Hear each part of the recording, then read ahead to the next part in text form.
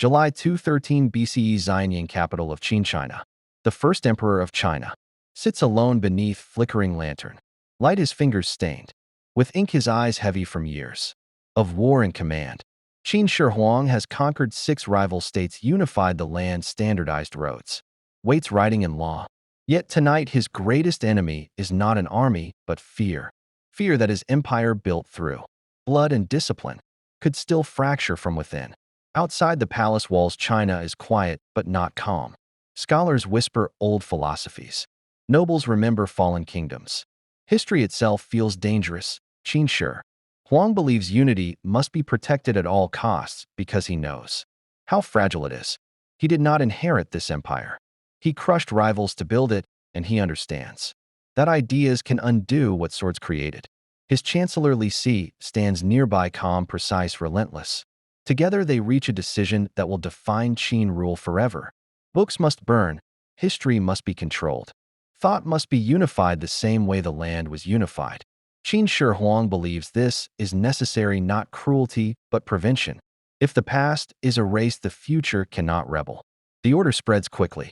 Confucian texts, poetry, philosophy. Records of old kings are seized and destroyed. Flames rise across Qin territory. Scholars are silenced, some executed, some buried alive. The emperor believes he is protecting China from division, but the fire ignites something far more dangerous: resentment. Across the empire, fear replaces loyalty. Officials obey, but remember.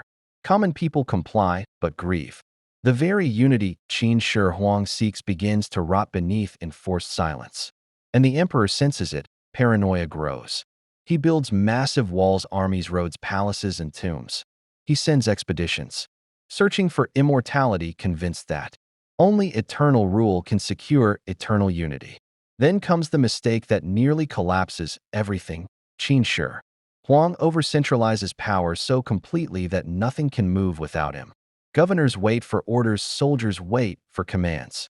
The empire breathes only when the emperor breathes. When he dies suddenly in 210 BCE during an inspection tour, panic erupts. His death is hidden by officials terrified of chaos. His body carried in secrecy, fish carts masking the smell of decay. Decrees are forged, succession is manipulated. Lies pile upon lies until the system fractures under its own weight.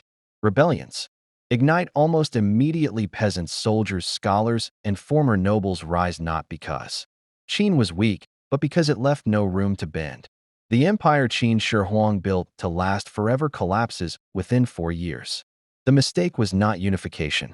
It was believing fear could replace trust, that silence could replace stability. Qin Shi Huang reshaped China permanently, but his greatest lesson came too late. An empire can be conquered by force, but it can only survive through balance. In trying to control everything, Qin Shi Huang nearly lost it all.